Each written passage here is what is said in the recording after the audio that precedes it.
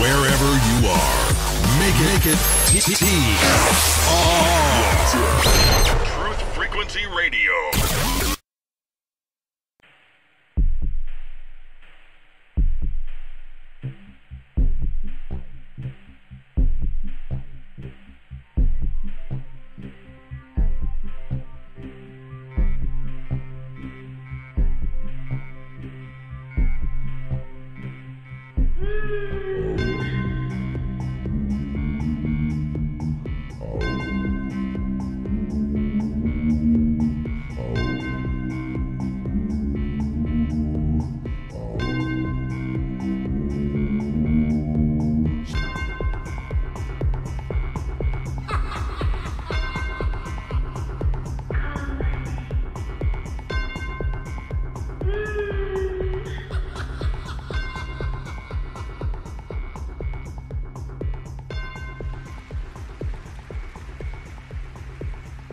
We're sorry. The participant capacity for this conference has been exceeded. Goodbye.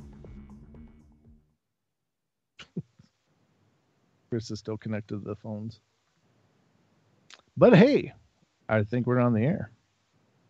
Hello, ladies and gentlemen. This is the Paranormal Portal, and I'm your host, Brent Thomas. How's it going, everybody? Sorry, I just kind of last-minute finish line ran through the through the wire. We got it all connected here, and I think we're all good to go. But that's what happens when you do it on the wire. Yeah, I know you can hear me. Thanks. I'm glad you can hear me. I'm just trying to sort it out. I was trying to connect to the phone lines. I was trying to connect to the studio. I actually ran late, but I can see Mr. Geo still connected to the phone lines, so I can do it. But I'll try to as soon as we can. But in the meantime, this is the Paranormal Portal. I am Brent Thomas, your host. And does it sound like a river running in the background, Don? I thought that was just my... Oh, no, it's not just you. It's me, too. Do you want to unmute? I'll unmute you. And welcome to the show, Mr. Longbeard, my co-host, my friend, my partner in crime. Oh, my goodness. Yes, it sounds like a river running through between my ears. Yes, that is true. I hear voices. I hear voices, yes. We hear voices, too, and thank God they're the ones in my head. I don't know. Please stay in my head. Yeah, I know, right? All right, let's get back to this. But we're trying to get this all sorted out here, ladies and gentlemen. We're just kind of, this afternoon, this evening, I talked to a good friend, longtime friend of the show, Mr. NeSe, Kevin Shores out of Minnesota, who is going to talk to us tonight here on the show and take part in the portal. So welcome to the show, sir. Thank you, and please blame me for all of the inconveniences because I was running late, or I was rolling late, I guess. But we are here. We are here. Horton, save us. No, we made it. We're connected. I think it's all good. Yeah, we did have kind of a right down to the wire to get everybody situated and connected. And I realized, oh my God, I'm not even in the vault. I'm not logged in. Nothing's working here. So very strange. But well, it was funny because when you said, well, Chris is still connected, it was coming through. It even said the capacity for this call has been exceeded. Goodbye. Oh, did you hear that through the? Yeah. Yeah. I was like, oh boy. Yes, ladies and gentlemen, today. We are professionals here. And that was all just scripted for your entertainment, of course. We meant all of it. Oh, gracious. That's how well we do our thing. Yes, our thing. It gives it that raw effect when you can add the specialties to it. Yeah, I got a bunch of raw effects in my life, believe me. But I don't know. Well, welcome to the show, brother. How you been? I'm doing well. Thank you very much. And it's always an honor to come back with you late night as we get to share these moments with each other. Oh. God, that was almost romantic. I know, huh? I feel like I should whip up some dinner and get a bottle of wine here, brother. Oh, I was talking about Don there. Oh, that only hurt a little. I'll be fine. He likes the beard. I'll be fine. Don't worry about me. You guys both are the beard sporters? No, I'm clean shaven. I can't grow much on my hair other than a few straggly whiskers. So I work the razor every day. Yeah, as a Native American, you don't have to. Could Lucky lick it you. off. Yeah, exactly. I mean, I've grown a goatee in the past, and it looks all right, but I don't know. I've never been a beard guy, and I don't know that I look very well in them when I have tried to grow them. And if I can't do the whole full beard from like the ear to ear thing, I can only do like maybe long sideburns and a goatee. The that's mutton chops. Yeah, that's about the man chops. What the hell? So now watch this segue. As a Native American and not being able to grow a beard here where I live in Moorhead, Fargo area with the wind, I wish I had a beard, because this winter has been a bizarre and crazy cycle Amen, as last cycle has been. Yeah, I'm telling you. That's why God invented scarves, though, for guys like us. Yeah. Balaclavas. Yeah, that's right. Yeah, exactly. The whole shebang. Yeah, but Don's grown enough beard for all of us, so don't worry about it. I cut off more than most of you have cut off your face already. Ooh, wow. That was just to get a job. Oh, that's not gonna work. You've got the job. I've got the job. You're here. Yes, that's but true. it's interesting too, because if you look at your beard, it is one of the cycles that are in your life where it's okay, well, it's come around to that phase or that segment of the cycle of when I got to shave again. Or the next cycle is, when is that next episode coming out? Right. Or the next cycle is, when do I have to pay that check? Oh, and those God. bigger cycles. And that's kind of what I was telling Brent about. Mm-hmm. And I was calling it the cycles of the psychos. And I don't know what's worse when they for me are the powers that should not be, when they get us wrapped up into psychos or cycles of the psychos, then we're all out of whack. And this is what I was calling Brent about, because I've been noticing this, and we've talked about it in the past about observing the cycles. The greatest gift I believe we have as humane beings is pattern recognition, recognizing the cycles and adapting to said cycle. I would agree, and that was a beautiful segue into the meat and potatoes of the show. So my hat's off to you. That's awesome. But before we get into that, Brent, how can I support you, or how can I listen to you whenever I want? You can always listen to me on tfrlive.com. If you go to tfrlive.com/paranormal portal, you'll see a list of all the previous episodes, and you can become a subscriber of TFR by clicking on the picture to your right, and that will also help to benefit the show and the network. So it's a win-win. And then you can even call in and listen, and then you can even join us in the fabulous chat room. Absolutely. Just go to tfrlive.com/chat, ladies and gentlemen. You too can create your own username and password and join the festivities in the TFR Live chat, which should be experienced by everyone at least once in their life. Sure enough. Here. Here.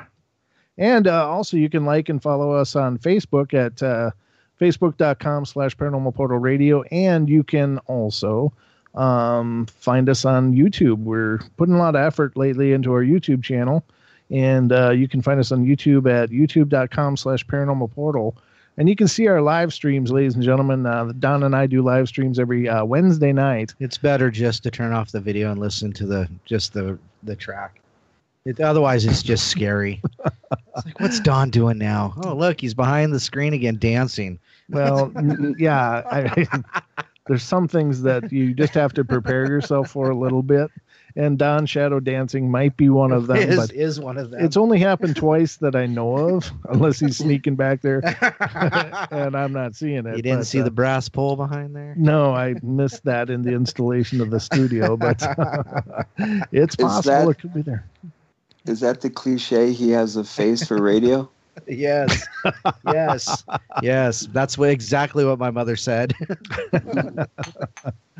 Well, you got to like a beard. And if you like beards, then Don's your guy. It's tickly. Jesus. I don't get paid enough for this, NeSe. I need a raise. The only problem is you brought this on yourself. I did. I invited you in, didn't I? You did. Nah, you've been great. And I love doing the show. And Don, you certainly bring a great flavor to the show. And I know that's It's usually grilled.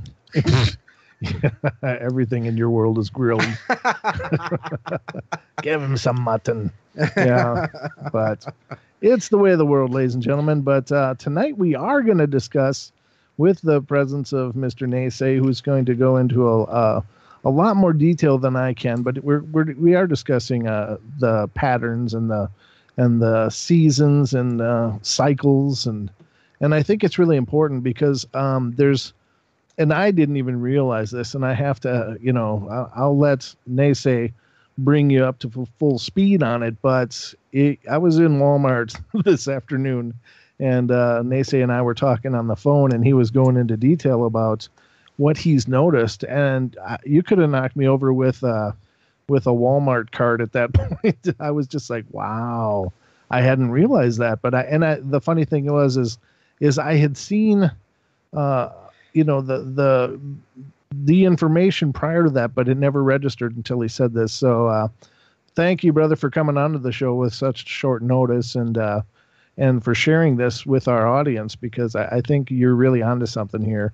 And I'll let you go into more detail. Well, I'll bring up the precursor of it. As a Anishinaabe descendant, the French called us Ojibwe, and the English called us Chippewa. I would participate in ceremonies. And a lot of ceremonies, when they're discussing when it's going to occur, they will look at the phases of the moon and the phases of the earth, and all of it's in accordance. And so I would start taking notice of the phases: full moon, waxing, waning, and new moon. And then also with the 4 pivotal points, or the 4 pillars of the calendar year, or the year cycle of the earth going around the sun, such as the winter solstice, spring equinox, summer solstice, fall equinox, and back again to the cycle. And according to our calendar system, and we're in a Gregorian calendar system, and it says that the winter solstice occurs on the 21st of December. However, if you look at the denotation or the critical explanation of the winter solstice, it means the longest night and the shortest day in the northern hemisphere. And the opposite goes for the southern hemisphere. And the definition of the equinox is equal day and equal night. And so if you go with the calendar, the sun and the earth and the moon, they don't say, hey, it's man's calendar time, let's get into position. They go by their own calendar. And so then when I started noticing that the timing is not matching up, like we predicted, and hopefully I have a buddy that's going to help me do a YouTube video on this, because it has been blowing my mind for the last week and a half as I've been diving even deeper into this. So on your show, as I brought up before, that the winter solstice was not correlating with December 21st. And so we were paying attention to the sunrise and the sunset and calculating the difference between the hours of night and day. And all of a sudden, I noticed something that I have not noticed in the last 4 or 5 years that I've been critically, it's been longer than that, 8 years now that I've been critically trying to time these phases of the year. But this last December, I want to say it was December 9th through the 14th, it had the sunrise change was only a 2-minute difference for a whole week and a half. And this is literally impossible because how it usually occurs is equal time is taken away from the sunrise and the sunset.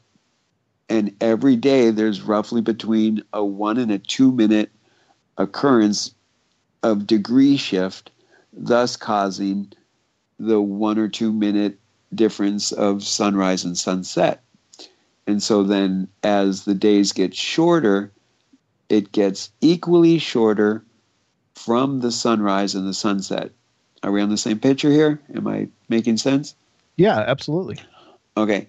And so then we're questioning how can this occur for a week and a half? And in that posting, because what I would assume with this incredible smartphone that I have and the incredible intelligence of Siri, that when you say, Siri, when is sunrise? That you would assume that Siri would find the absolute source of it. However, if you check Siri, she did not match up with all of the other different, you can go find different websites where it'll be like the moon calculator or the sunrise and sunset calculator. Uh-huh. And they're not, none of them are matching up. And so in our averaging out from the different sites, we came to the conclusion that around the full moon of December, which off the top of my head, I'm having a challenge. I want to say it was the 3rd. Yes. That possibly that was the winter solstice. But okay. But with that literally week and a half of no change in, and this occurred with many different sites. They didn't agree with the time, but they stayed with the same minimal shifting of sunset. And so through our averaging it out, we did our winter solstice ceremony on the 18th, plus it coincided with the weekend so people can be invited. But it didn't match. That's the biggest point I'm trying to make, that this last equinox in September didn't match, the solstice of December didn't match, and I'm assuming this March it's not going to match again. Now, the irony of this all is as I bring up the shift of time and stuff on the show that I'm on, and forgive me for ego, but I do co-host with Phoenix on the Phoenix Rising on Tuesdays and Thursdays, 6 o'clock to 8 o'clock Central Standard Time. And I enjoy it. I'm sorry. I just don't want to placate myself. But anyway, we were discussing this about the new moons and the full moons. And I brought up to Phoenix 2 weeks ago on Thursday, and I said, well, isn't the full moon occurring on January 1st? And he said, correct. And I said, okay, so then the next full moon, and then I can't remember the exact wording that we had, but Phoenix brought up the fact that there was going to be a once in a blue moon. Mm-hmm.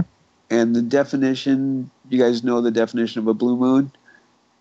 I did. I can't remember what it is now, though. I remember specifically looking this up, but I'm sorry, I'm drawing a blank right now. It is when 2 full moons occur in 1 month. Okay. Oh, okay. So January 1st, supposedly it's also a super moon, but then all of a sudden they say at the end of the month is going to be a blue moon. Uh-huh. Now, when I called Brent up this afternoon, right off the bat, I said to Brent, how many days are in 1 lunar month? Mm-hmm. And Brent answered the appropriate answer. What do you get, Don? Do you remember this in astronomy? No, I don't. I have to admit I cheated. I had to have Brent tell me what it was. But in the average, or not even average, the length of a lunar month has been taught to me as 28 days. Yeah.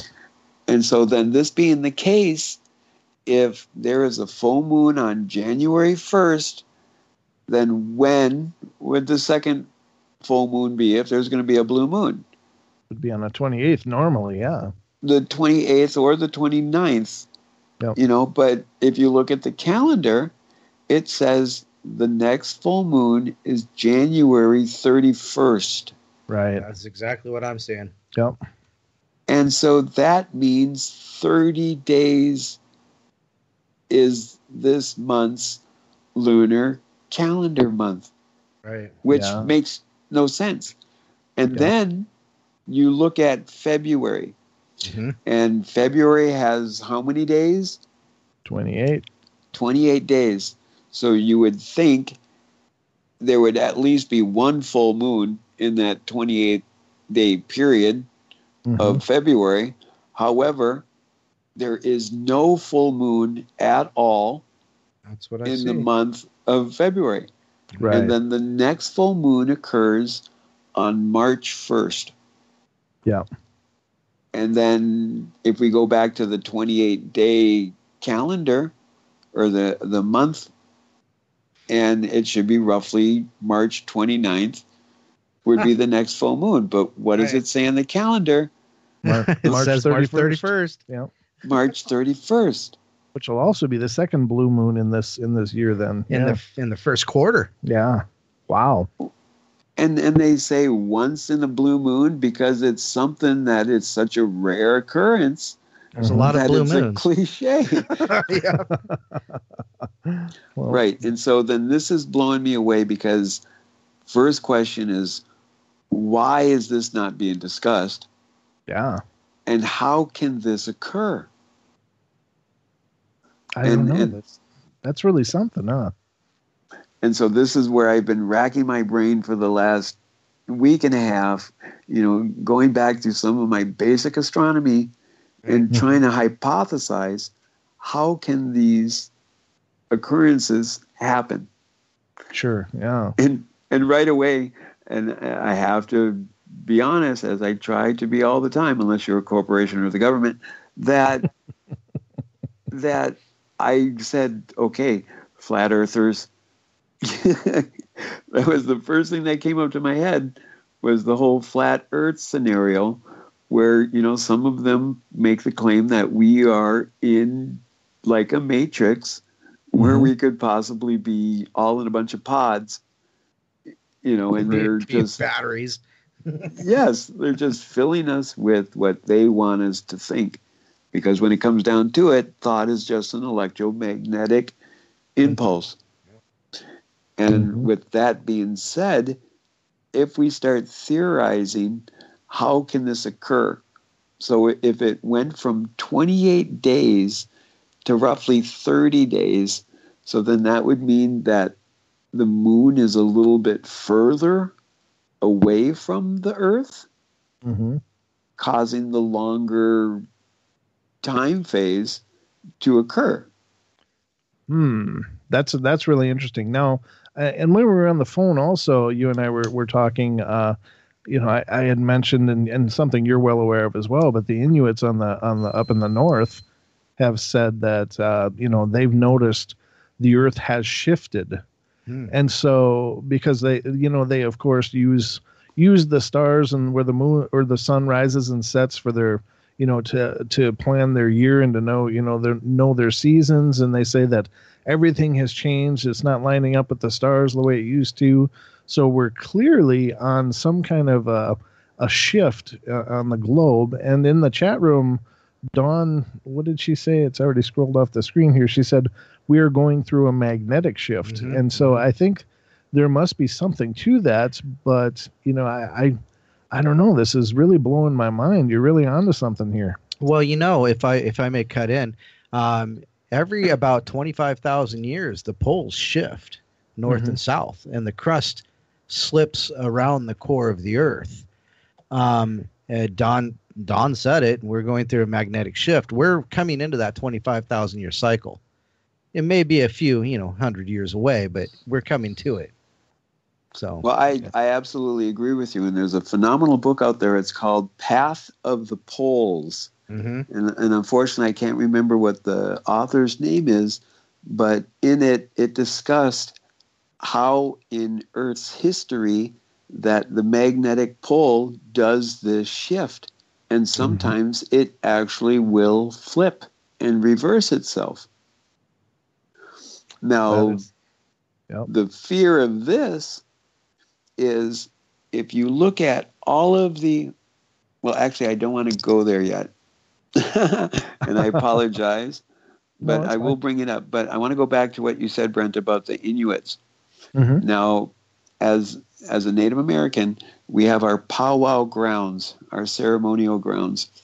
And when they set up those powwow grounds, there's 4 doors on a circle. Now, if you think of a clock and you think of the 4 doors, it would be 3 o'clock, 6 o'clock, 9 o'clock, and 12 o'clock. 3 o'clock would be the eastern door, the rising sun, and then 9 o'clock would be the western door, the setting sun. And we would align our powwow grounds with the rising of the sun and the setting of the sun in the summer solstice. Now, on the White Earth Reservation where I belong, we are on our, I believe, 153rd annual powwow on our powwow grounds. And our powwow grounds are still in the alignment. They are. Okay. I guess we're heading to break, so hang on to that thought, and we'll be right back after these messages, ladies and gentlemen. Don't go away for more Paranormal Portal.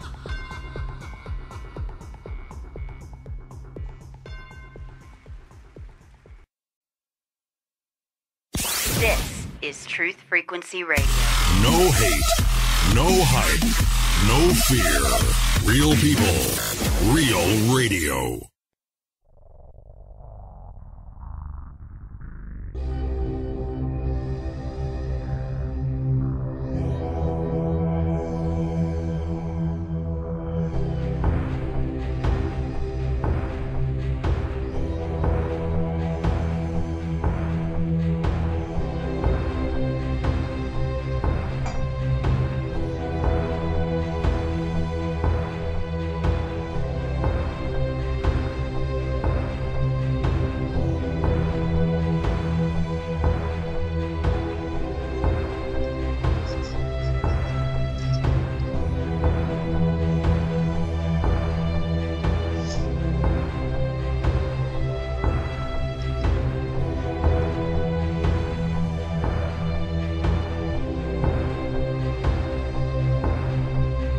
And welcome back, ladies and gentlemen. I'm your host, Brent Thomas, and this is the Paranormal Portal, and we are thrilled you are here. And, of course, on Saturday nights, as always, I'm joined by my good friend and co-host, Mr. Don Longbeard. Woohoo! Yeah!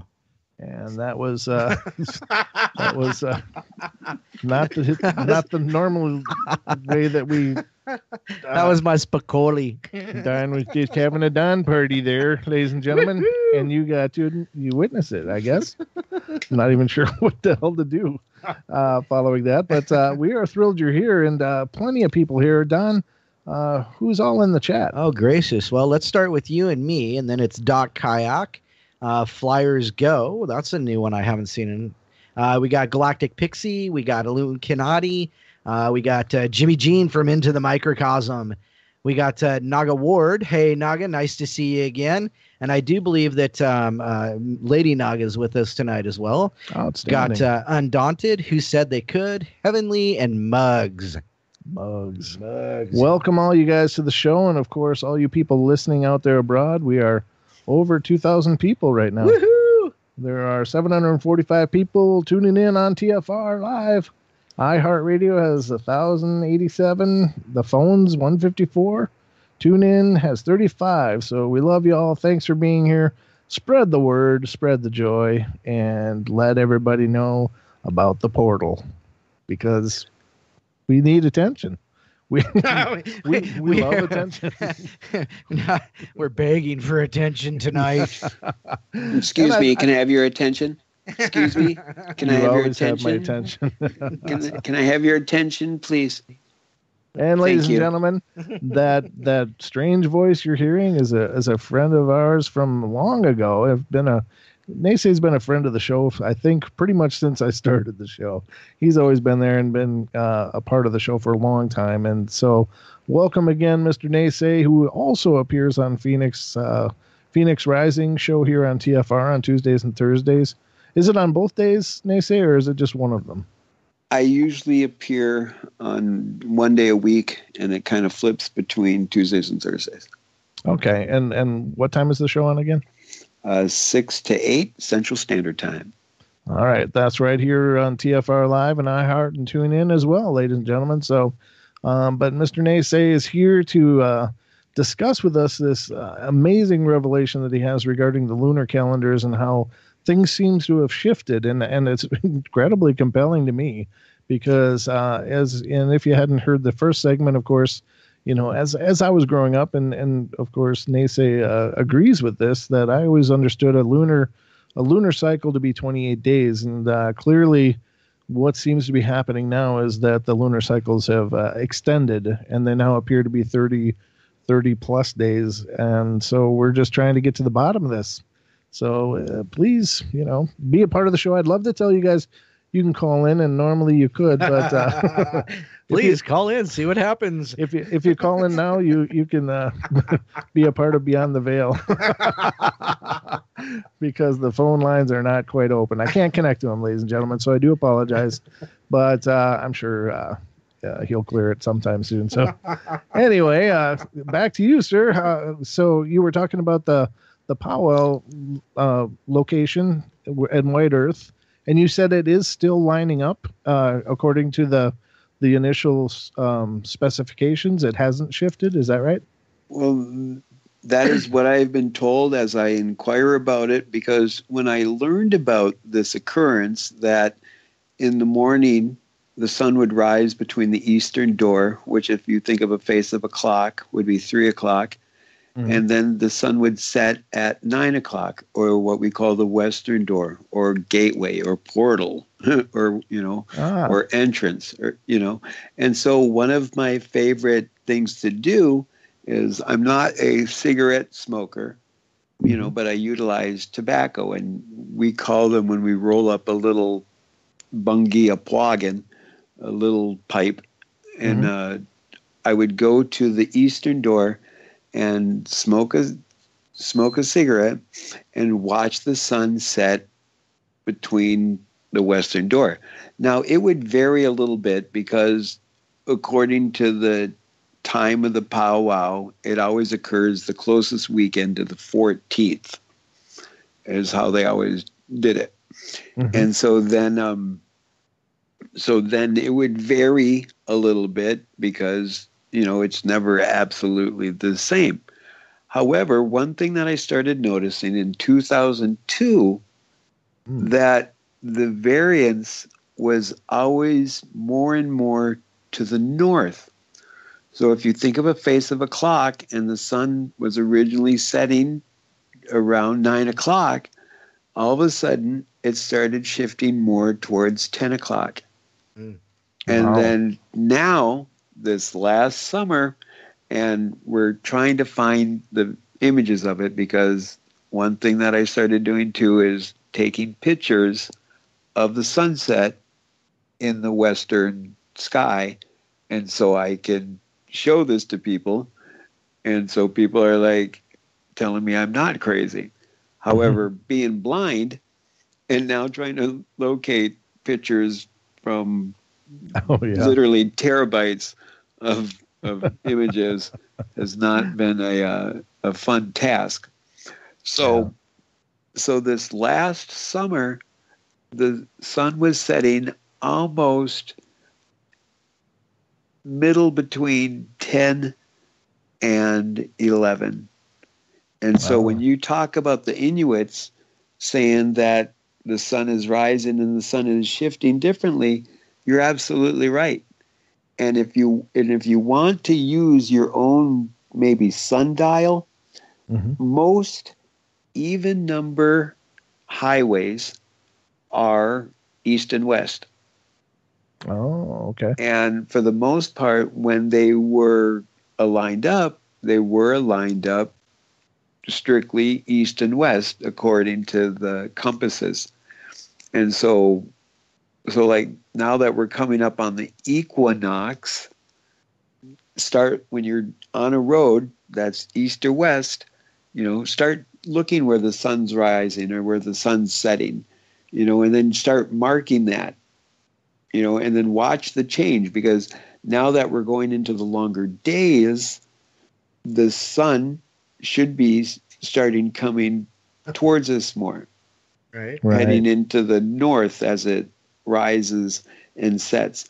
However, seemingly, the sun is rising roughly a little after 4 o'clock if we go back to the face of the calendar or the face of the clock. Oh, wow. And so this is where the bizarreness of it is, that there's definitely a shift in the cycle, because one of the things that we kind of hope and we expect is that when we wake up tomorrow that the sun is going to rise. But then if you look back in the history books, you will hear of indigenous peoples talking about the longest day and the longest night, where it occurred for what they think was like a 3-day period. Oh, so wow. like a 3-day period of darkness or a 3-day period of sun, which wouldn't be good for the earth, you would think. Right. No, and that isn't relative to tribes relocating and moving from, maybe way up in the north hemisphere to more equatorial located. I mean, these histories are about a specific region. Is that right? Well, the Anishinaabe people, we have stories about where we had taken hours crossing giant sheets of ice. And if you look at some of the indigenous tribes, like in Florida, they have some of our earliest known rituals. Like there's a really similar, coincidence. I'm not a big fan of coincidence. Synchronicities, yeah. And is it just a matter of, word of mouth that these rituals or ceremonies, concur with each other? Or is it like the Aztecs and the Egyptians, where there's so many coincidences or synchronicities that there's strong belief that they were part of the same group of people? Oh. But the one thing that we know, excuse me, in the natural cycle of things, I call it the Holy Trinity: positive, negative, and equal or balance. And there's the constant flux. That's what life is. Life is a flux that just oscillates back and forth, and if we look at our calendar year of when the earth goes around the sun, we have these 4 cardinal points, the solstice and the equinox. Now, this disruption of the cycle patterns, as I've talked about earlier, of the cycles of the psychos, because I think one of their biggest goals is just to keep us out of whack. And so if they can keep us out of whack by not recognizing these great cycles that are occurring, like in the heavens, like this observation of the lunar cycle, we're more worried about when is that next pay cycle coming through, or when is that new Monday Night Football coming through, or when's the next opportunity I can roll that joint. Yeah. Or when I when's can't confirm nor deny being guilty there. Well, I can't roll joints anymore, but I can roll like the best of them. That's very interesting. Now, what when you think of causation, I mean, do you have any kind of hypothesis? I mean, you had mentioned, is the moon drifting further away? And I can't remember, but I thought the moon was in a degrading orbit, but it's only like a few feet a year at the most, or something like that. But do you think that there could possibly have been a bigger shift in that, or what do you think? Okay, so then if we bring the moon into the picture, which is very, very necessary for our existence because it affects the tides and the weather and so much more. Mm-hmm. Now, there's many different theories of how the moon occurred. I think a big one was set forth by Zecharia Sitchin in his 12th Planet and in his Genesis Earth series, where Tiamat and Nibiru and the collision, and it ripped apart and created the Earth and the moon. Mm-hmm. I do not believe or subscribe to this theory. Mm-hmm. My theory is that when the planet exploded and now is called the asteroid belt, that the moon was one of this planet's satellites. And as it was released from its electromagnetic attraction to its bigger mass, it plummeted towards the sun. And unfortunately, the Earth was there. So we picked it up, huh? No, we collided. Oh. The Earth, and this is my belief, that the garden was when the Earth was in its perfect rotation, 360 degrees, and it was the garden. However, when this occurrence happened and the moon smashed into the Earth, it upset the garden a little bit. And if you look at the Ring of Fire in the Pacific Ocean, this is where the moon struck the Earth. Oh, wow.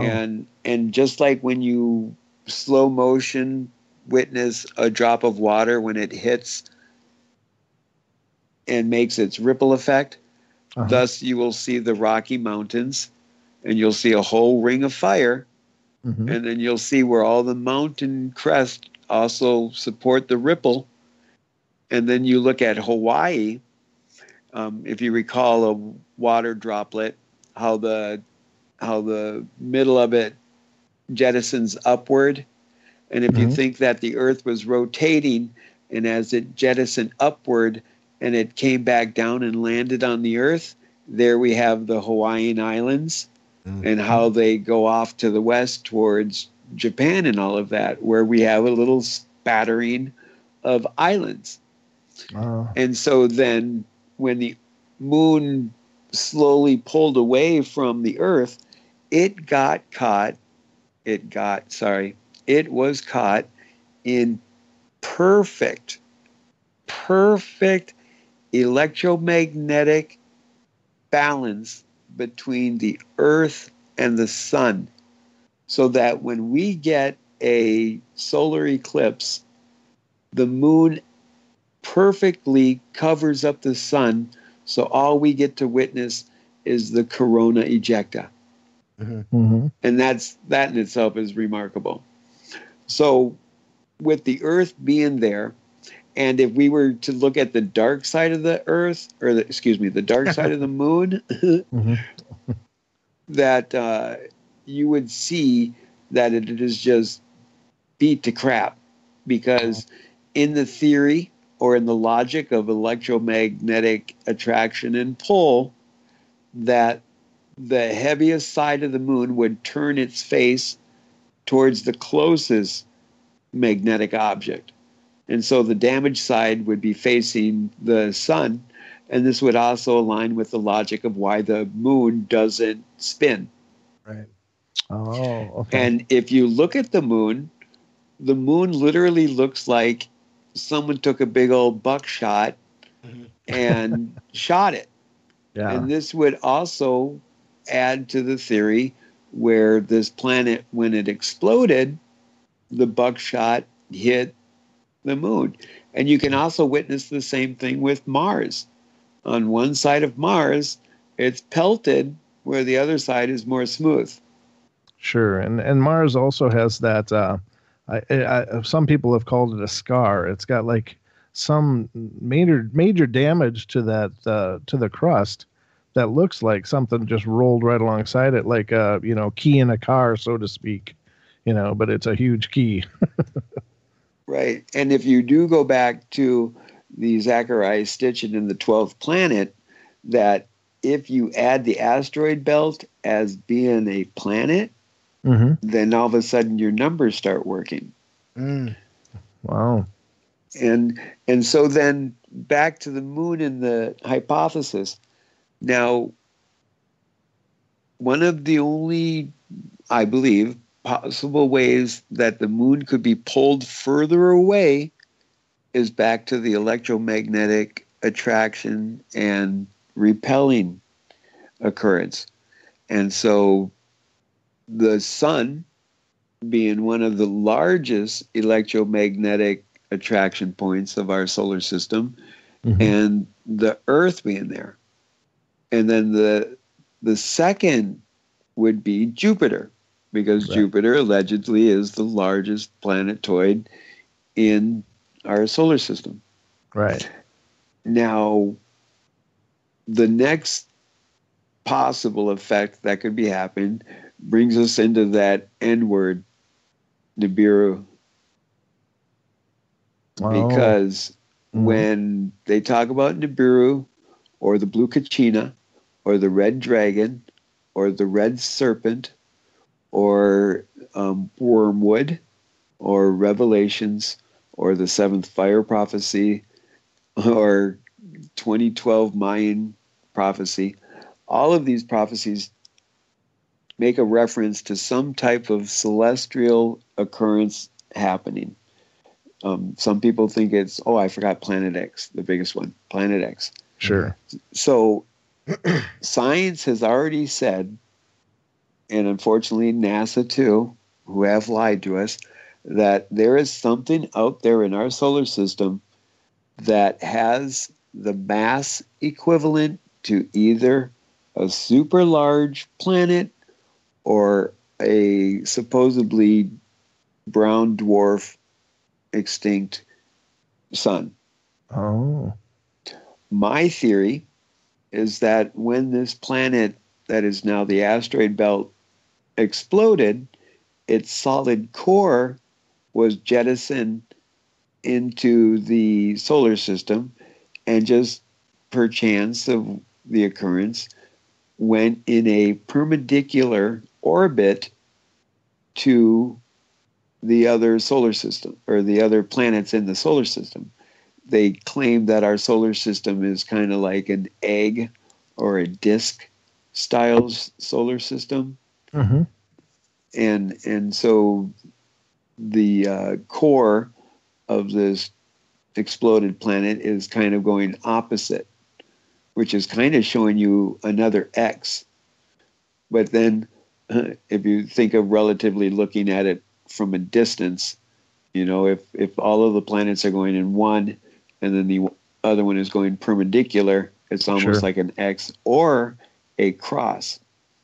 Now, now when the moon is usually going around the sun, when the moon is usually going around the Earth, it has pull and repelling from around the solar system. So you're going to get a little bit of variance of when the moon is closer and when the moon is further away. Like right now, when they say that there's a supermoon, the theory is that on the opposite side of the Earth and the sun and all the other planets, that they're in alignment, causing a greater pull on the moon and actually pulling it closer to the Earth. Oh. And so it gets that supermoon effect. And so that the circular orbit of the moon is now possibly having an effect where it's more egg shape. Wow. That's incredible. That's incredible. and then this goes with the manipulation of an outer celestial body. Is it pulling our moon? And this is the hypotheses here. Okay. Is it pulling the moon away from the Earth enough into this egg pattern to cause the longer lunar day month cycle? Right. That is, it's phenomenal. And of course, the ramifications of that would be absolutely profound, because it's not just an issue of now there's a couple more days in the lunar cycle. It's that there's an issue of how is everything in balance when the moon is doing what it normally does versus now? Is there an imbalance that's been created, and what are the ramifications of that? Is that potentially, why we're seeing such bizarre weather trends, and why we're seeing, such droughts and severities such as that? I mean, does that have anything as a macrocosmic system? Everything relies on everything else in order to hold a balance. And once one variable changes, of course, it has a cascading effect across everything else. So that really makes me wonder if that may be why we're seeing these weather trends that just seem so much more severe and things occurring in the natural order of things. I don't know, Donnie. What's up? What do you think, Don? I would have to say so, because things that I know, I mean, I really don't watch the moon itself, but I know that the North Pole is moving slowly east towards Greenwich, London, or Greenwich, UK, and it actually shifted. Let's see, I think it was in 2012. It actually shifted and was going west. Now it's going east again. So I know you were talking about that book. Gosh, and I posted the book in the chat room. I forgot the name of it. The Path of the Poles. The Path of the Poles. I found it and posted it in the chat room for TFR. So I know about that, and I know about the crust slippage every 25,000 years. I know we're coming near it, and it would not surprise me one iota if the moon and the slippage are causing these weird weather patterns, because in our area we expected snow earlier than what we got it. We got some snow, it went away. We got some snow, it went away, and then all of a sudden we just got pounded, and it should not have happened like that. This has been a really weird winter for us, and the summer was kind of weird too. And we're seeing these patterns. It's the summers aren't as extreme as we're used to, but then the winters are supposed to be, it's supposed to be a mild winter, but we're just getting slammed left and right.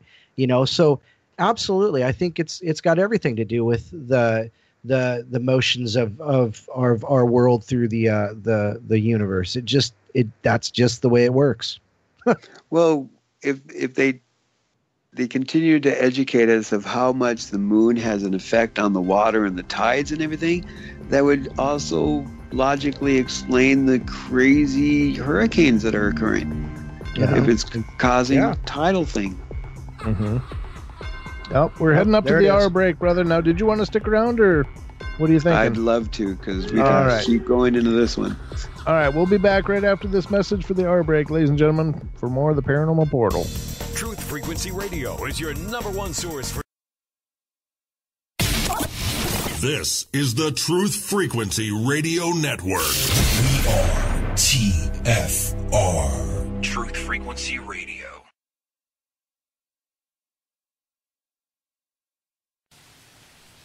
This looks extraordinarily bad. They linger in a perpetual dream state, a nightmare from which they cannot wake.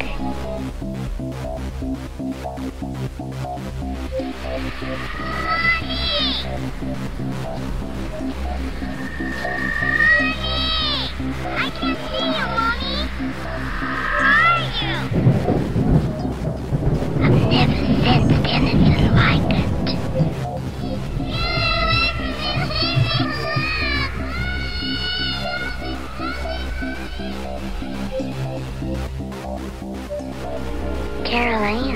look like those she's with. They're attracted to the one thing about her that's different from themselves. Her life force. It is very strong. It gives off its own illumination. It is a light that implies life and memory of love and home and earthly pleasures. Something they desperately desire, but can't have anymore. Right now, she's the closest thing to that. Poltergeists are usually associated with an individual. Hauntings seem to be connected with an area. A house, usually. Poltergeist disturbances are fairly short duration, perhaps a couple of months. Hauntings can go on for years.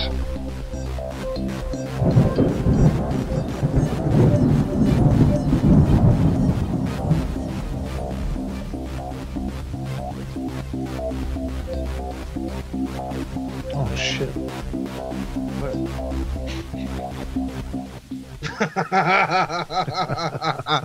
Oops, my mic was on. Sorry about that, ladies and gentlemen. I always try to keep this a family show, but I just realized that the phone lines are cleared now, and with your indulgence, you're probably going to hear me dial it on Skype, but I do want to connect the phone lines in case anybody has the inkling to take part. So let me do this quick and add to the call.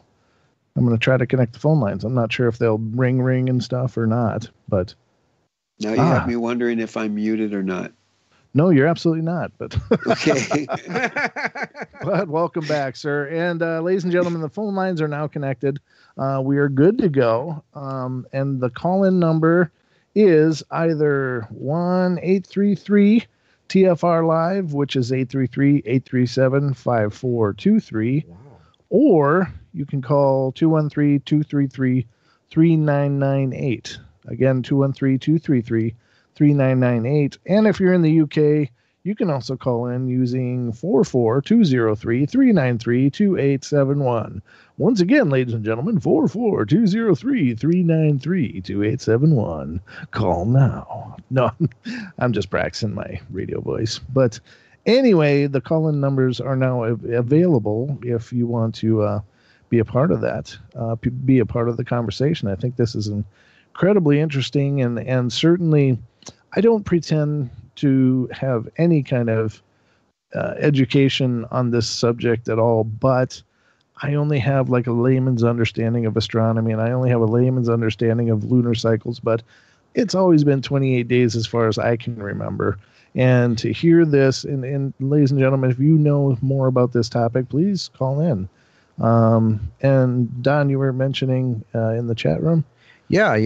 We have our friend Dawn in the chat room there, and she's been posting links to the information that we've been talking about, specifically regarding the pole shifting and things like that. She's just all over this. So, I think maybe she needs to call in and chime in. Absolutely, Don. You could call in and become a part of the conversation, and we would love to hear your viewpoint as well. But I do agree, and ladies and gentlemen, please welcome, of course, and I'm sorry I didn't do this before. I was just so excited to have the phone lines available now.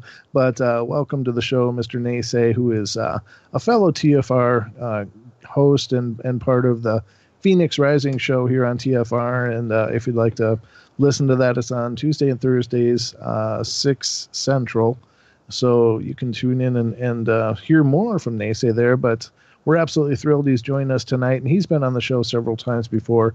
Just a fantastic person and a great supporter of the Paranormal Portal ever since the beginning. So once again, sir, welcome to the show. Oh, you make me blush. You don't ever have to use that voice again. Homer. But well, I just thank you, Brent, for giving me the opportunity to share this, because I've been kind of busting at the seams this last week of, sharing this. People would come over and I would share this information to them and they would just be dumbfounded. Right. And it's like, right? I'm not crazy about this, you know. And so it's good to have the opportunity to share with it. But now that we've made the observation, and for a quick recap, in the month of January, it says a full moon is going to occur on the 1st of the month and on the 31st of the month, whereas it contradicts with our teaching through elementary school and basic astronomy that a lunar calendar month, full moon to full moon, or new moon to new moon, is 28 days. And that totally contradicts with the 1st being a full moon and the 31st being a full moon. And then in February, which is a calendar month of 28 days, there is no full moon at all. But right smack dab in the middle of it is a new moon. And hopefully we'll touch on that, because we'll start getting into predictions, hopefully after the next hour. But then there's no full moon at all in February. And then March comes, and in the calendar, our Gregorian calendar, it says on the 1st of March is a full moon, and again on the 31st. And this is called a blue moon. And it's a cliche for once in a blue moon, which means this doesn't really happen a lot, except in 2018. Yeah, where it said like the first quarter's got 2 of them. Yeah, that's just phenomenal and unbelievable. And you know, on a very fundamental level, I can tell you that I don't know. I'm just really excited about this year. I just on an intuitive level, I'm really pumped up about this year. It just feels good. Like we've been through such a time of trials, and I I sure hope that things aren't going to hell here. But I don't know. It seems that these shifts, if you're into the whole idea of biorhythms, we're all a part of this natural, this natural world. And I think more so than people realize, in that we are very fundamentally connected to the world, not only in, that we eat and breathe and, and sleep here, but that the world is an organism. It's a living thing. Mm-hmm. And it has a biorhythm which is observable to us, I guess, in these signs and seasons and in patterns of weather and certainly the cosmos, I believe, would have a consciousness as well. And I don't know how esoteric I can be here, or if that's even a point of discussion for some people, because it just seems like way out there. But I believe everything is energy, and energy is consciousness to me. And I'm not speaking of the plug in your phone and it gets charged, but that there's an existence to it, and there's an existence to us, and we are intermingled with this. But I do think, and I don't really believe in the whole, I don't know, I'm kind of going on a limb here, but I don't believe in the whole man-made catastrophes that, we're having such a profound impact on the world now. People are having a negative impact on the planet, and I don't mean to negate that or dismiss it. And I certainly think that it's our responsibility as parts of this larger organism to live in balance. And I always admired the Native American philosophy of living in balance and living in harmony and recognizing, the spirit of all things around you. But I don't necessarily subscribe to, we use too much plastic, so now the world's going to hell. And I think we do a lot of things wrong, but I think that the earth has natural cycles, that we have only been recording this for just a speck of time, like a millisecond in the grand scheme of things. We've been writing stuff down and looking for trends and stuff, but I think we don't quite understand the entire cycles that this planet and this world goes through. And I think we're just observing a shift in those cycles, and whether it has some devastating end to it, or if it's just a natural rhythm, I don't pretend to know. But do you understand what I'm saying, NeSe? Is any of this making sense? Oh yeah, absolutely. It's just you're basically reflecting on the fact of that there are cycles within the cycles, like Ezekiel saying the wheels within the wheels, and as we as silly humane beings utilize our gift of pattern recognition and we recognize the cycle, we can step outside wherever you are and recognize the cycle, and it will dictate how you need to live, and if it's in the winter, you better learn quick, real quick, or you're dead, and ironically, my ancestors lived in the Northern Hemisphere during the winter, and they lived quite well until, manifest destiny and some smallpox blankets and some systematic genocide stuff occurring. But for the most part, and this goes to why was there an extinction plan for the indigenous people in North America? Could it possibly be because they did know the cycles of Mother Earth, and the powers that should not be would rather know the cycles and not everybody know them? Because imagine, and it's not too hard to imagine, that if you knew history, the real history, if you were able to find all the cuneiform tablets and all the ancient ruins that would have more knowledge in them, if you would have access to the vaults of the Vatican and all of that knowledge, you would be able to dictate power because you would know the cycle of the earth. Ironically, remember what happened to the Baghdad library during Gulf War, and what happened to the Egypt library during the uprising, and what was stolen? Cuneiform artifacts, ancient writings. Wow. I did not know that, actually. So that's news to me.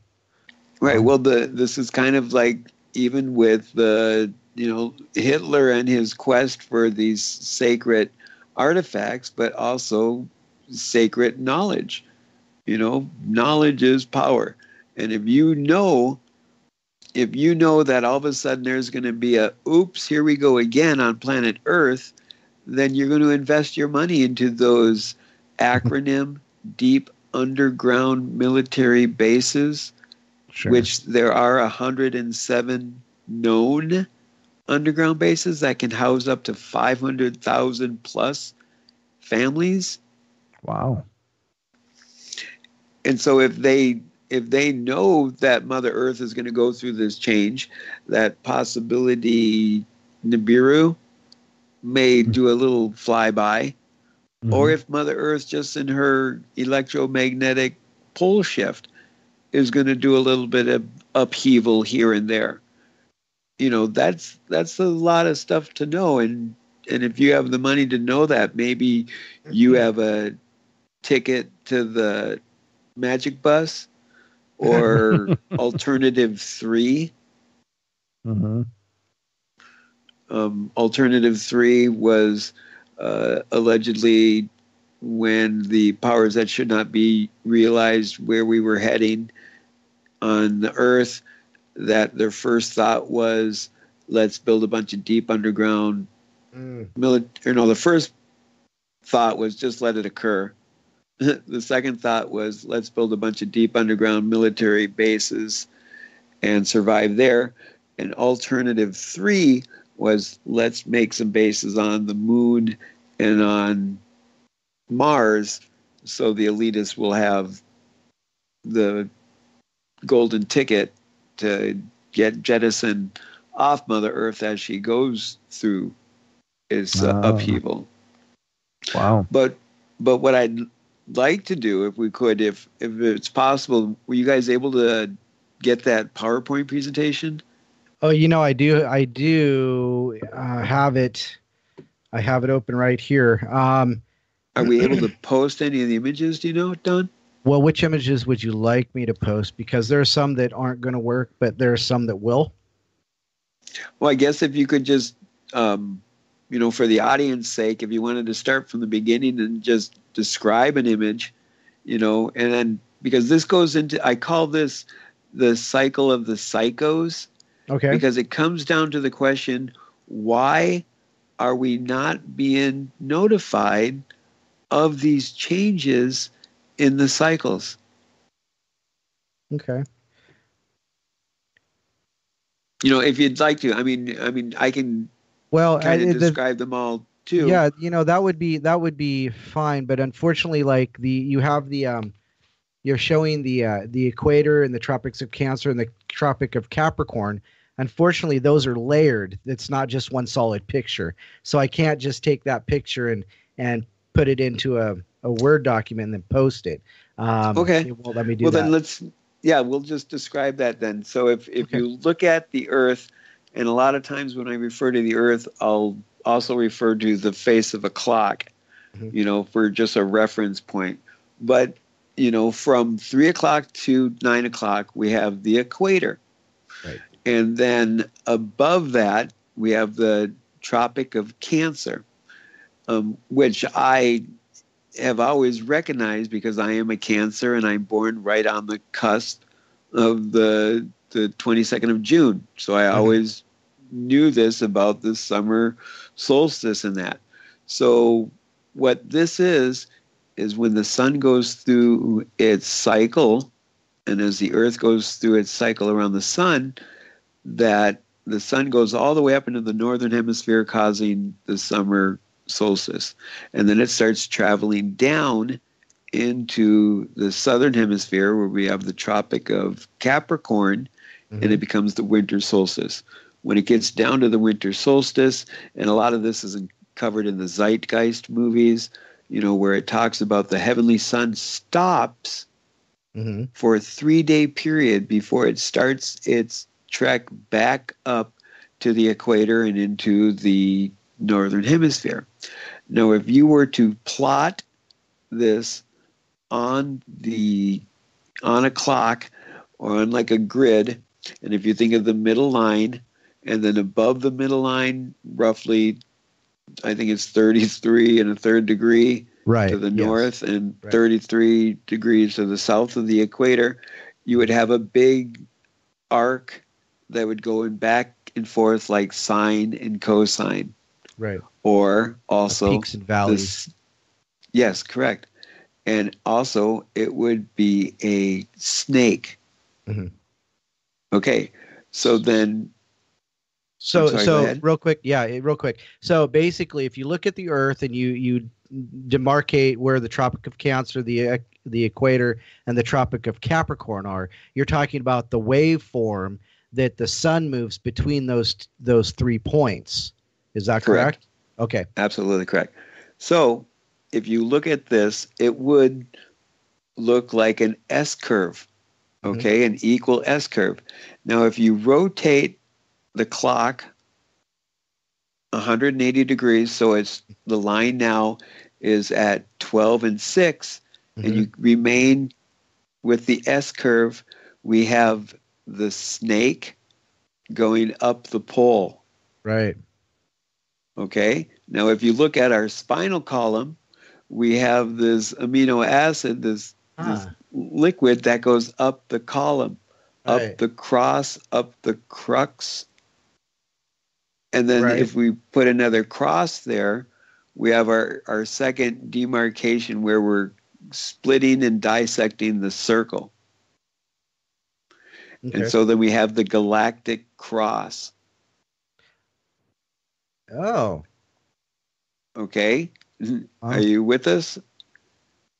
So then in this galactic cross, as we're denoting the cross in itself, now if the sun is rising and setting, as I said, we would take that circle and we would turn the clock face clockwise to where the sun now is rising and it's creating an X. Right. Yep. Okay. So now what have they been shoving down our throats for the last 50 years? The X. the X-Men, X-Files, Right, yeah. X-Games, Gen X. Right. Okay?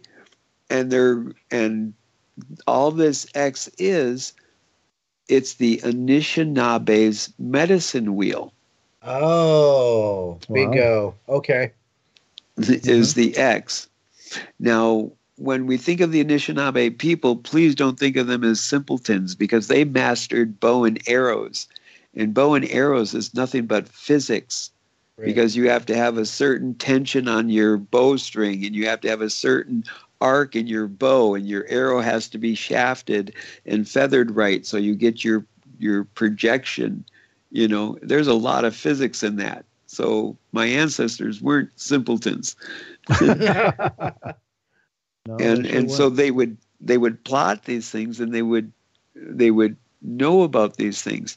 So if you look at all of the other indigenous peoples of North America, their medicine wheel is the cross.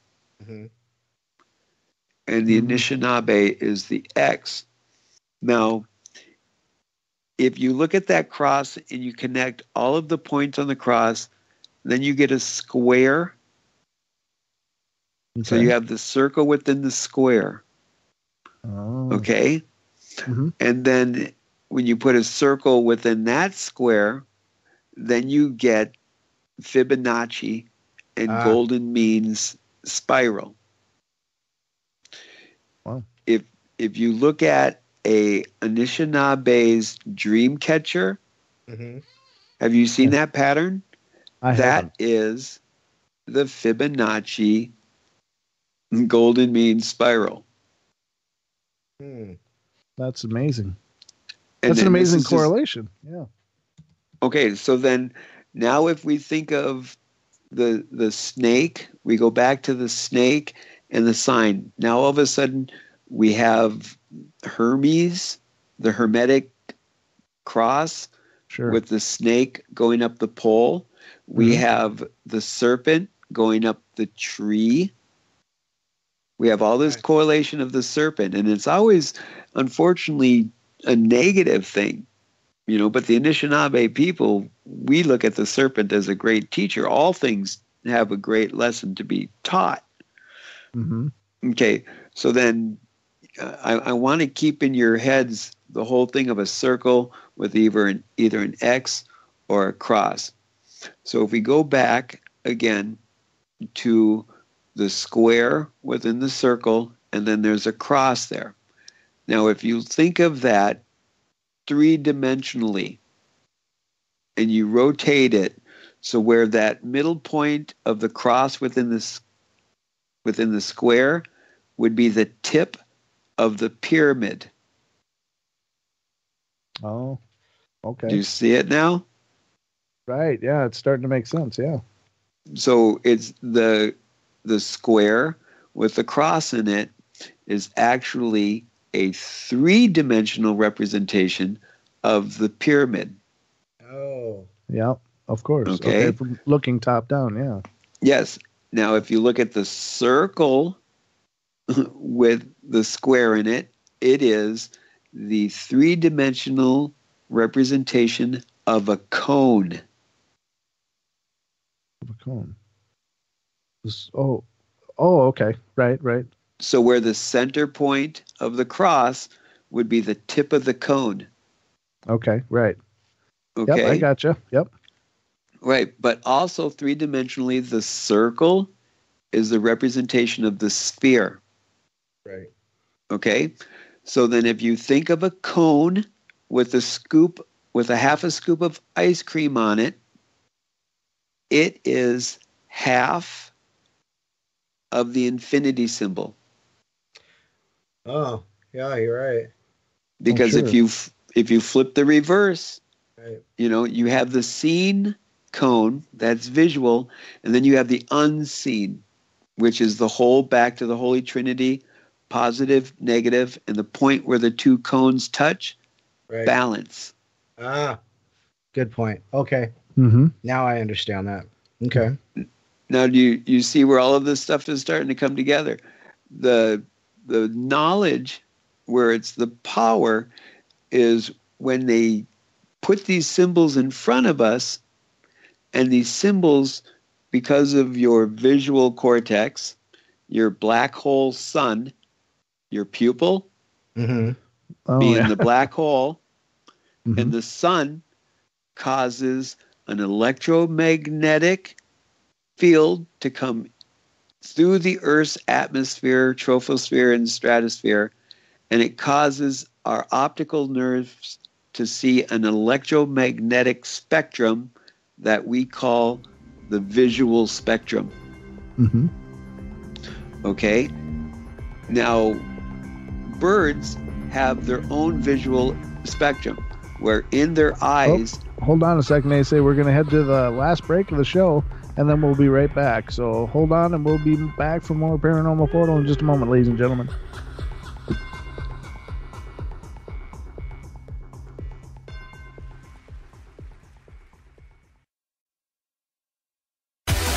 No hate, no hype, no fear. You're listening to Truth Frequency Radio. We are TFR.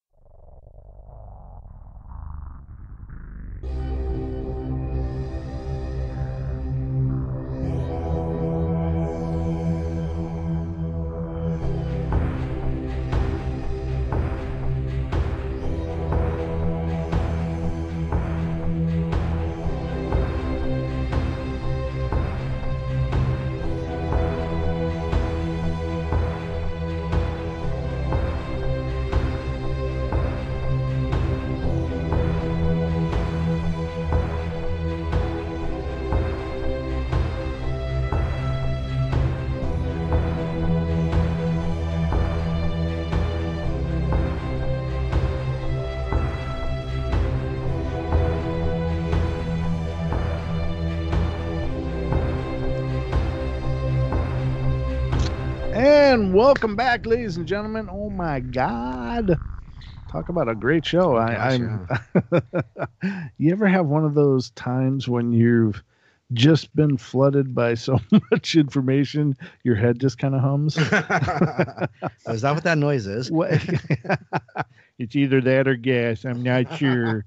No, it's just been amazing. And thank you, Mr. NeSe, for being here. And I'm sorry we had to interrupt you for the break, but we are back. And I hope that you continue your train of thought, because I want to see where this goes. Okay, so we were just discussing about the visual spectrum, because when you break it down, everything is fields. Okay, and one of the fields that we're blessed to witness is the visual spectrum. Now, birds also see visually. They have metal particles in their eyes, and I apologize, I can't remember what they call them, but how birds navigate is when they fly, as we were talking about the Holy Trinity, the North Pole is red and the South Pole is blue and the equator is purple. Oh. And so when the birds notice, oh, it's getting more red, then we need to migrate this way. Or it's getting more blue, we need to migrate that way. Well, all of a sudden, this electromagnetic shift is occurring, and we're getting these crazy migration patterns that birds are now happening. But then if we go to the other field change, bottlenose dolphins and a lot of fish navigate also by using kind of like sonar. And electromagnetic field is sonar. And so all of a sudden we're getting these mass fish, I just lost, beaching themselves. Oh, right. Oh, sure. Die-offs, yeah. Right. And so then if these shifts are occurring and the powers that shouldn't be, I believe that there is a like universal law where it says that doest thou wilt, but if somebody tells you to stop and you don't, they have the right to stop you. And I believe that the powers that should not be utilize this ancient form of iconography and symbology in order to manifest power and tell us what they're doing through the media and through TV, but we are just so caught up in the shiny lights and the multitudes of cycles that they keep the easiest way to disrupt a cycle is to add another cycle. And when we have enough cycles of getting our kids to school, getting the bills paid, getting to work on time, getting this, getting that, multitudes of cycles. And if they can tweak it to where we don't even recognize the cycles, then we're just off. It's just obfuscation then, yeah. Right. And so as I was talking about the winter solstice and the equinoxes, it is so wrong for them to say, hey, the new year is during the winter solstice. Because the winter solstice is the time of darkness, so it's an opposite polarity. Whether we donate it as or denotate it as positive or negative, that's semantics. But it's the opposite spectrum. So the indigenous people, if you look at all of the indigenous people, their New Year's were at the equinox when things are in balance. Right. Oh, right. And so it just makes more sense to have the start of the year would be the spring equinox, where everything buds and starts growing and coming back to life in the cycle of it. So here we have the spring equinox, and then all of a sudden we get to the egg, because they always show the snake with the egg. Okay? And so then the snake eating the egg, all of a sudden what else does this look like? But it looks like spermatozoa. Okay? When the serpent eats the egg is almost like the metaphor of the semen breaking through the egg. Okay? As soon as a sperm gets into the egg, instantly, in a microsecond, it sends out an electromagnetic frequency for the eggshell to harden. And then it will prevent any other sperms to come into the egg. The egg is a sphere. Sure. The egg is a circle. The egg is the golden means spiral, the natural flow of it. But then when we go from the sphere to the pyramid, then we get into man. Man is the Fibonacci sequence, where it's straight and then right turn, straight, then right turn, straight, then right turn. They're still following this flow of the spiral, but they're trying to do the shortcut. But when you do those shortcuts, you get that disruption of the 90-degree turn, thus getting the Fibonacci sequence. Now, when we go back to the face of the clock, we go back to the circle, and we go to the center point of the circle, the oldest known symbol for God, a point in the center of a circle, target iconography. The original name was Og. So if we are that point in the center of the circle, and we go and we push up against the circumference of the circle, it is going to give to a point. It's going to give to a point, and then all of a sudden it starts looking like an egg. Okay? And if we hold solid to our sphere, to our circle, and we don't break it through, then it just fluxes back and we go back to the circle. But then we have that disruption of the egg, But then if we break through, all of a sudden that egg turns into the cone.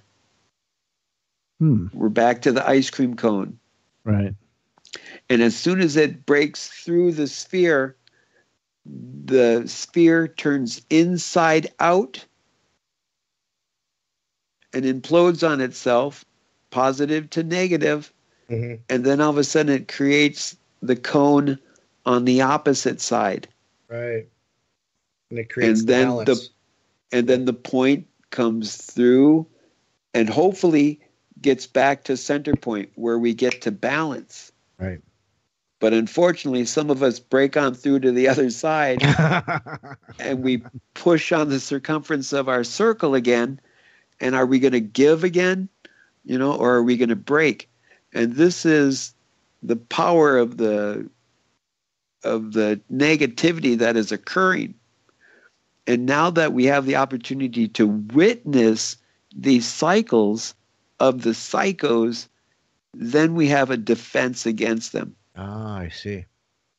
Gotcha. And the biggest challenge is, as we are going through these cycles, is how do we retain a positive attitude as we go through these cycles? And the easiest way is to remember that you are a miracle, that every breath you take, and we've talked about this show on your show before, Brent, when you take in a breath, your lungs take a oxygen molecule, throws it into your heart, attaches it to a red blood cell, and then your red blood cell flips 180 degrees, goes down your artery to your capillary, where it releases that oxygen molecule, and then the red blood cell flips another 180 degrees, and it goes back to your heart to get another oxygen molecule, and then it flips 180 degrees. So how can we not be miracles when this is occurring? Oh, there he is. Okay. Right. Sorry, it sounded like we lost you there for a second. It was just a click on, click back. So, okay, you're still here. Good. This is the portal, though. Anything is possible, and it's the only paranormal show in existence that's actually haunted. So, right, and to go into the paranormal portal, as these shifts are occurring in the electromagnetic fields, so are the veils. Yes, whether they're thinning or thickening, and as they thin, then it's easier to create portals. However, when you create a portal, don't ever forget that not only can things go out, but things can come in. That's right. Very, very true. Absolutely. It's incredible, brother. But I hope I'm not losing you on it. And this is what I've been going over like in the last week and a half, how all of these things are cataclytic exteriorization phenomenon, synchronicities happening. No, I mean it's great, and I think that it's all about understanding the patterns. And one of the things this I hope this show is about is just understanding the bigger picture. I mean, I know it's a show about the paranormal, but to me, the paranormal is incredibly profound. Right. And it doesn't necessarily have to be isolated to either ghosts, aliens, or, occult or psychic phenomena. It can be, what the paranormal in the macrocosm as well. What are these paranormal things that are happening? What do they mean, and how do we understand it? And how does it translate to our lives and the world around us? So, I love what you're saying, brother, and keep going. Well, if we go and we look up some of these ancient writing, well, not too much ancient, but Immanuel Velikovsky, he talked about these great shifts that occur on Mother Earth. If we go and look up some of the great alleged alchemists, like Fulcanelli in The Cross of Hyundai, he discusses these incredible shifts and changes in the earth. We can look up Paul Lilivio. Oh, I can't say his last name. He wrote the book Earth Under Fire, and incredible documentary also. But Paul Lilivioet, he's a French guy. Sorry, nothing against the French. I am French Canadian native too. But all of this information is there, but it's simply there by looking at the sunrise and the sunset. But we are so caught up in all of these cycles that we get distracted and we're not able to pay attention. And the thing that I always blows me away is that a lot of people may not know this, but I'm blind. And this blind guy is noticing these cycles that you guys should be telling me about. He's seeing these cycles for what they actually are. So, but it's been incredible because I have been blessed in order to, in my head, I can create 3D models of these things and I can rotate them and stuff. And so I see them in a different perspective. But the profound message here is that you are the blind leading the blind. Oh, goodness. Oh, that is profound. Wow. And you're helping us to see, brother. Well, yeah. And the light in my darkness is you guys, but the fact of the matter is even when the Hopis were talking about the 2012 prophecy, they never said that it was the end of the world. They said it was the end of life as we know it. Right. And because change is inevitable, every moment is change. Right. And so life is constantly different than we knew it. Technology is extrapolating at such an exponential speed that we can't keep up to it, but then, oh geez, don't even want to get into that. But, I think our ancestors really understood the cyclical nature of things. And it's like, when the whole Mayan calendar or Aztec calendar, whichever one it was going to end. Mayan, I remember people saying, at the time, and it was when it was first, people just started hearing about it. They're like, oh my God, well, their calendar ends. Clearly something's going on. I'm like, that's like saying you can drive your car, but it's only going to be good for about 6 feet and then you'll run out of tire. Yeah. There's a reason it was round. It was cyclical. It was meant to be. Yeah. It was the end of their time as they knew it, and they'd have to rewrite it later. That's the way it goes. Yeah. Well, the other thing, too, is that the Mayans' calendar wasn't like our calendar where it's a linear calendar. It was a circle. Right. So all they said is, okay, at 3 o'clock, this is going to occur. And then the smaller circle said, okay, at 6 o'clock, this should occur. If this occurs, look at 10 o'clock. If 10 o'clock, and all of these things aligned, came in alignment, and they said, okay, now when this occurs, watch the heavens. And this is where we get back to Nibiru, the blue kachina, red dragon, also wormwood. Ironically, Netflix releases a documentary type movie called Wormwood, and this is the big creme de la creme, and it's about MK Ultra. Oh yeah! Wow. And so is all of this just mind control?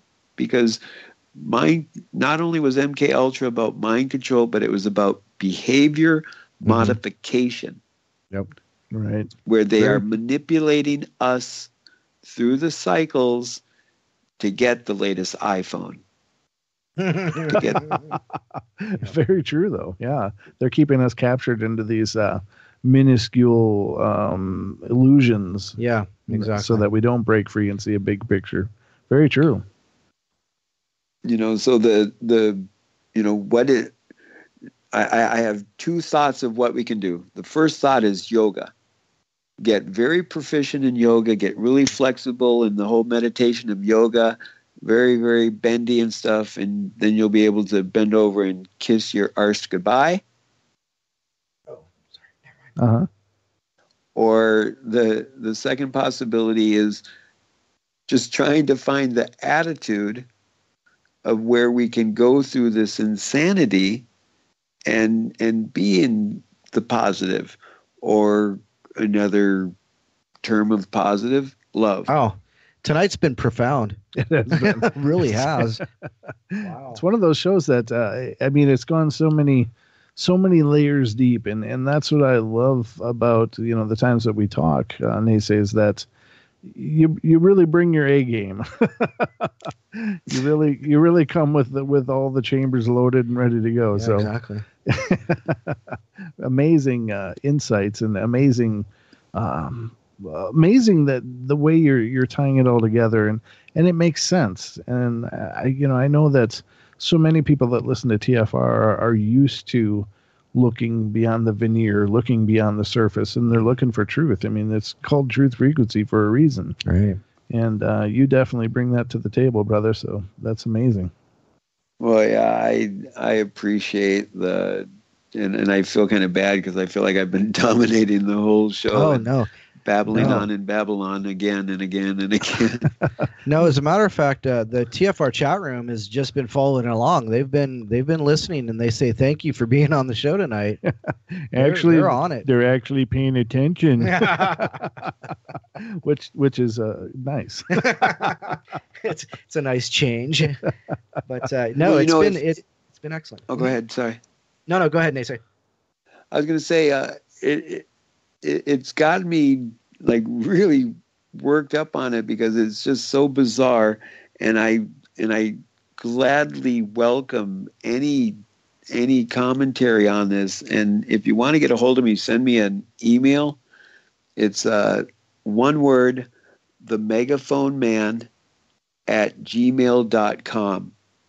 All one word, themegaphoneman@gmail.com. I also have a YouTube page that I've been posting some of not my crazy videos. A couple of them are there, but more so of videos that I find that correlate with some of the topics I talk with Phoenix.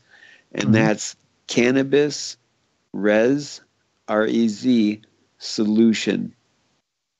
Cannabis Res Solution on YouTube. And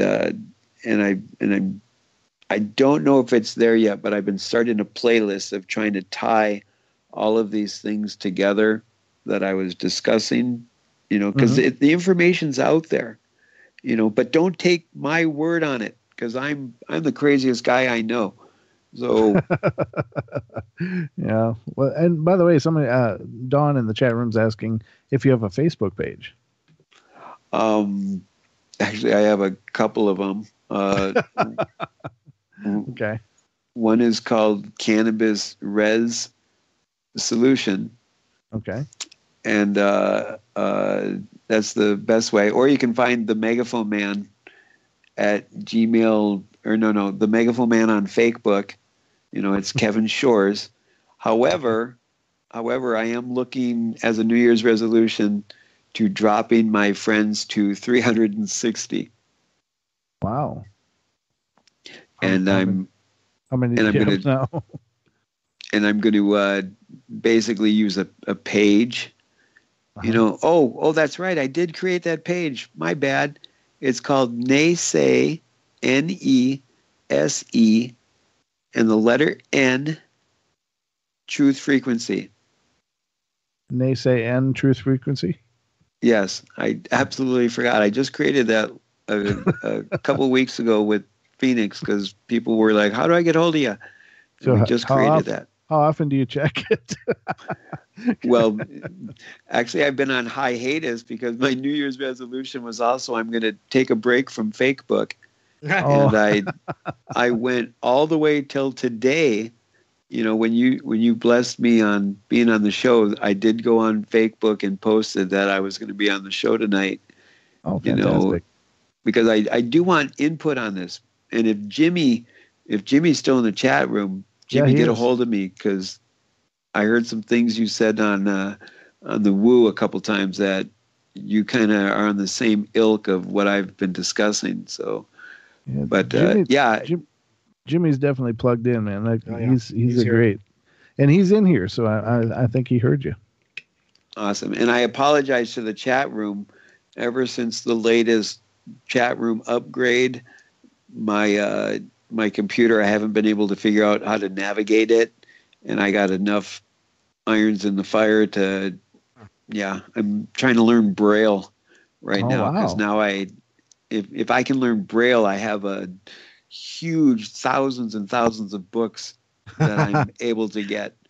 I got a set of books for you, NeSe. I actually have the Bible in beginner braille. Oh, sweet! It's 39 volumes. Oh, wow!